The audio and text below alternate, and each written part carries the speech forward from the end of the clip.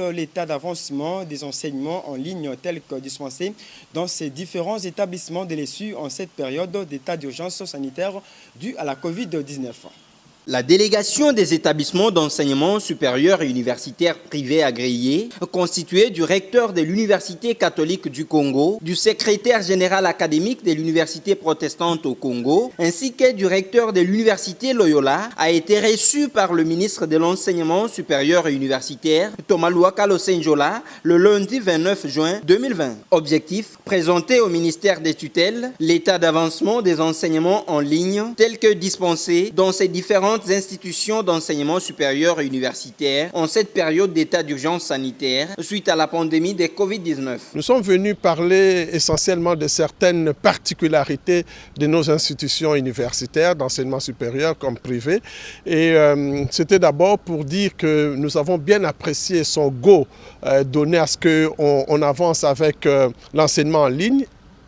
Il est effectif dans nos universités et nous avons voulu avoir encore vraiment cette reconnaissance de la part du ministre, nous autorisant à aller de l'avant et même une possibilité d'un décret pour homologuer, accepter par homologation ce qui s'est fait. Cela pourrait nous permettre aussi d'aller plus loin. Eh bien, nous avons voulu aussi parler au ministre de nos efforts pour que si demain on reprend les enseignements, nos institutions puissent respecter les gestes barrières, la capacité des mesures de distanciation, désinfection des locaux, mais aussi lavement des mains et tout cela. Les membres de cette délégation se sont dit également réconfortés par les propos du numéro 1 de l'ESU qui les a en outre rassurés que cette année académique 2019-2020 ne sera jamais une année blanche. Et puis les élèves du primaire et du secondaire ont déjà consommé ces 50 jours des cours sur les 220 prévus pour cette année scolaire. C'est ce qu'a fait savoir la Coalition nationale de l'éducation pour tous lors d'un point de presse tenu le jeudi dernier. La CONEP préconise la clôture de l'année scolaire 2019-2020 en faisant la moyenne des points obtenus par chaque élève et programmer la rentrée scolaire 2020-2021 vers les mois de septembre tout en respectant le geste barrière contre la Covid-19. Suivez. Bilanga Efuta, c'est le nom du nouveau système de production agricole qui tient compte des réalités congolaises dans le domaine de l'agriculture. Ce système était au centre d'une formation que son initiateur, l'ingénieur agronome Yannick Kowele, a offerte à quelques agriculteurs à l'université du CEPROMA de Rigini. Il nous explique ici le bien fondé de ce système au micro de Junior Molomba. En fait, nous avons constaté 60 ans d'indépendance. On n'a pas un guide, l'agriculture n'a pas un guide. L'agriculture congolaise n'a pas un système approprié qui aide nos producteurs à vivre décemment. C'est pour cela aujourd'hui, dans une formation de réflexion, nous sommes en train de voir et mettre en place un système de production agricole efficace et efficient nommé Bilanga Efuta. On doit commencer toujours quelque part. Ce système a commencé en 2014 et c'est un système qui prend en compte les bienfaits des autres systèmes. C'est-à-dire que c'est un système qui tropicalise les autres systèmes. Nous avons les systèmes agrobusiness, nous avons les systèmes agriculture mixte, nous avons les systèmes permaculture, mais ici en RDC, il nous faut un système guide, un système qui répond à nos critères de climat, à nos critères de sol et aux moyens que disposent nos producteurs.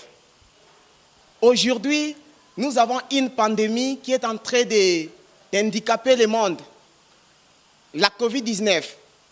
Et il y a une autre ancienne et vieille pandémie, la famine, que jusqu'à aujourd'hui, on n'a pas de protocole, on n'a pas de moyens ou de modes, on n'a pas de système qu'on est en train de mettre en place pour éradiquer.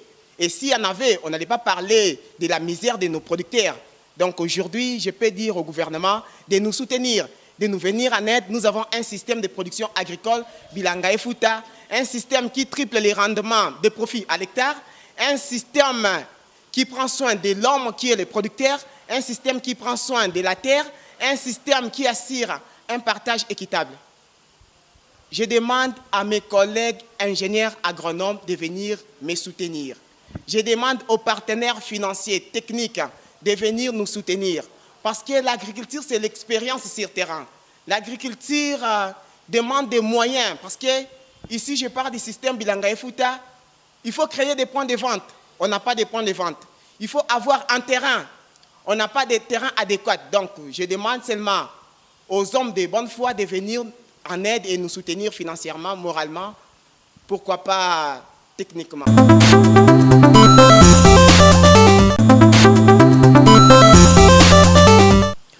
Poursuivons ce journal, mesdames et messieurs, par ces communiqués qui nous parviennent de l'association des professeurs de l'Université de Kinshasa.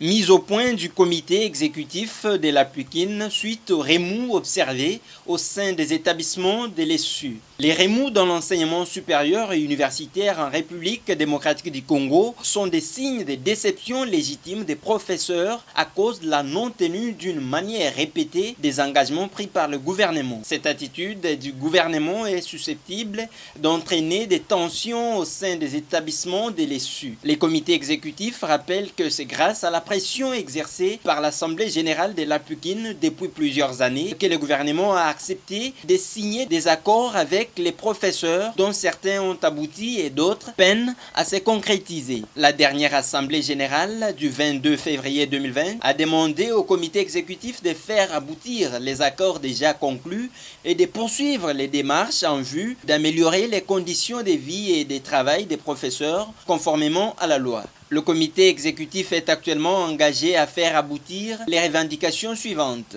1. Le paiement des mois restants de manque à gagner. 2. Le paiement du trop perçu sur les véhicules dans les plus brefs délais. 3. L'élection des chefs d'établissement de l'ESU. 4. Le rétablissement du pouvoir d'achat des professeurs perdus à cause de la dépréciation du franc congolais et de l'imposition de l'hyper. 5. L'établissement d'une grille barémique lisible et conforme à la loi portant statut particulier de l'ESU. 6. La mécanisation des nouvelles unités. 7. Le respect des droits acquis pour les professeurs émérites conformément au statut particulier du personnel de l'ESU. 8. Le paiement du pécule des vacances conformément à l'article 143 de la loi numéro 18/038 du 29 décembre 2018 portant statut du personnel de l'ESU. Plus récemment, le comité exécutif a adressé une correspondance à son Excellence, Monsieur le Premier ministre, chef du gouvernement, lui demandant de respecter les engagements pris récemment par le gouvernement. Lors de l'audience du 25 juin dernier, son Excellence, Monsieur le ministre de l'ESU, a promis son accompagnement pour faire aboutir rapidement les revendications des professeurs. Ainsi, les comités exécutifs demandent aux membres de la PUKIN de rester unis et de soutenir les démarches en cours. Faites à Kinshasa le 1er juillet 2020 pour les comités exécutifs de la PUKIN, Bokolo Kokengo Mathieu, président, Mbungu Chumbu Jean-Pierre, premier vice-président, Makabangoma Michel, secrétaire rapporteur.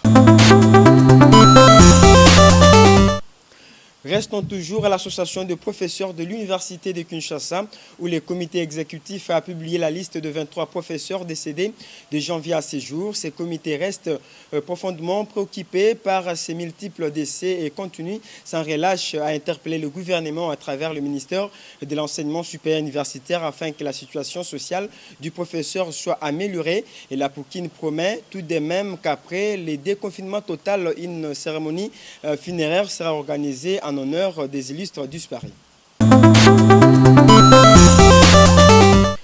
Bouclons ce journal, mesdames et messieurs, par cette page rose. Gloire Kwalongo, Tabitha Kalambay et Rebecca Kalambay ont soufflé une bougie de plus dans leur vie. À cette occasion, l'info scientifique, à travers son directeur technique Junior Moulumba, leur souhaite un heureux anniversaire.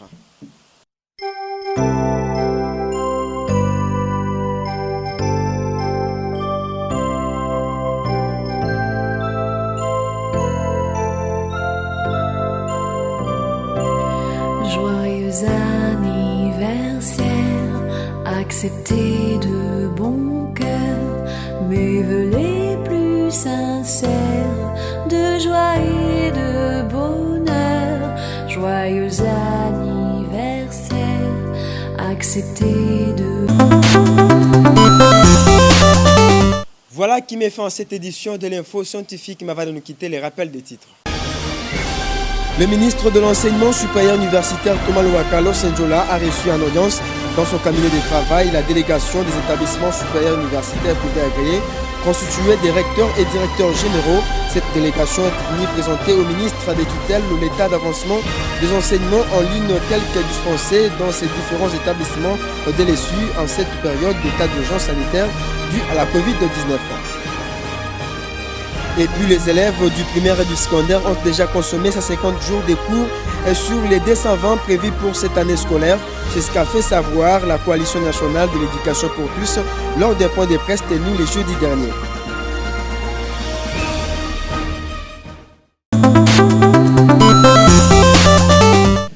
Junior Moulumba derrière la caméra, à l'assistance Georges Mapoko. Mesdames et messieurs, c'est par ici que nous mettons fin à cette édition de l'info scientifique et surtout dites merci à celui qui l'a réalisé. Il s'agit bien de Rabi Koundé. Quant à moi, je vous dis au revoir. À la prochaine. Merci.